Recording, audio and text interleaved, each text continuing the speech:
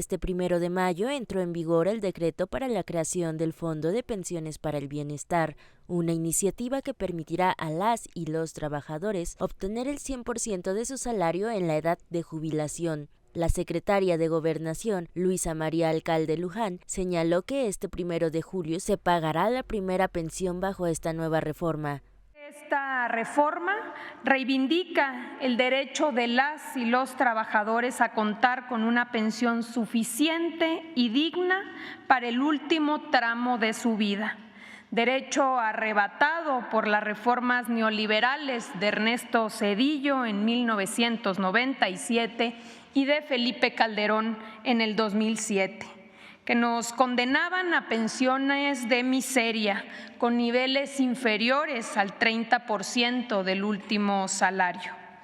Pero además, hoy que entra en vigor esta reforma, arranca el camino hacia su implementación.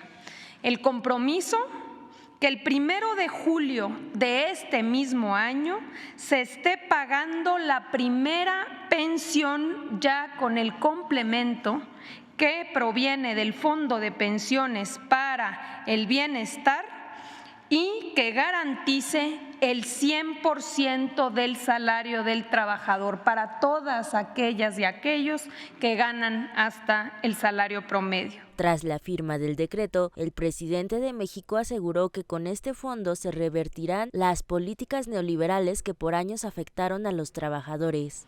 Todas las reformas a la Constitución se hicieron para favorecer a una minoría, a los que se sentían dueños de México.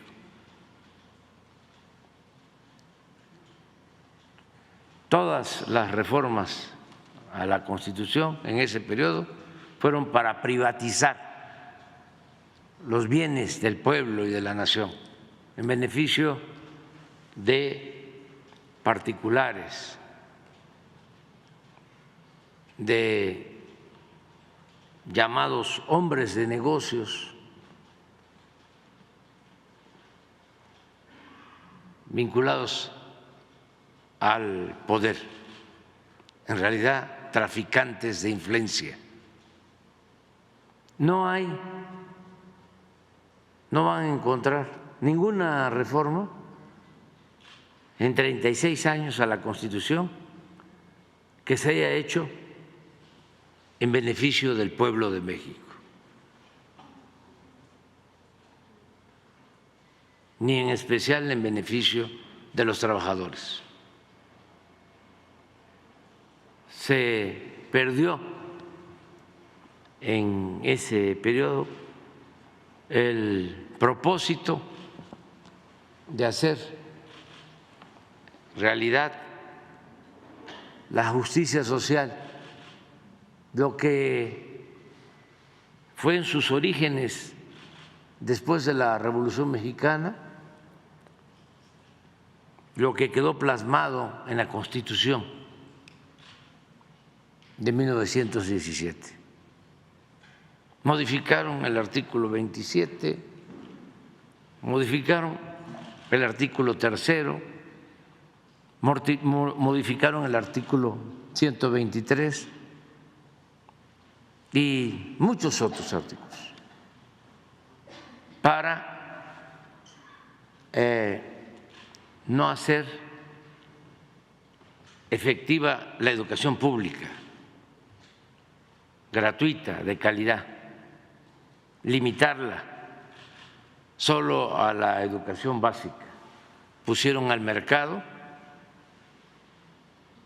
la educación media superior y la educación superior.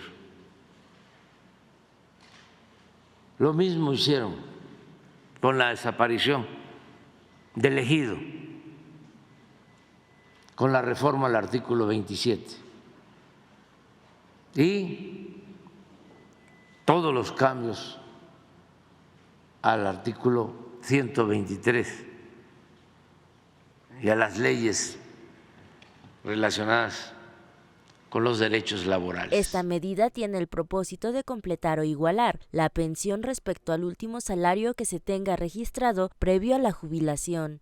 Este acto de justicia social tendrá un impacto profundo y perdurable en la vida de millones de personas trabajadoras que hoy podrán pensar en un futuro digno y una vejez con bienestar y con plenitud. Reconocemos el valor de las legisladoras, de los legisladores que a pesar de la campaña de mentiras y calumnias, con su voto apoyaron esta reforma y con ellos pudimos hacer realidad lo que hoy entra en vigor en nuestro país. Enhorabuena por los trabajadores.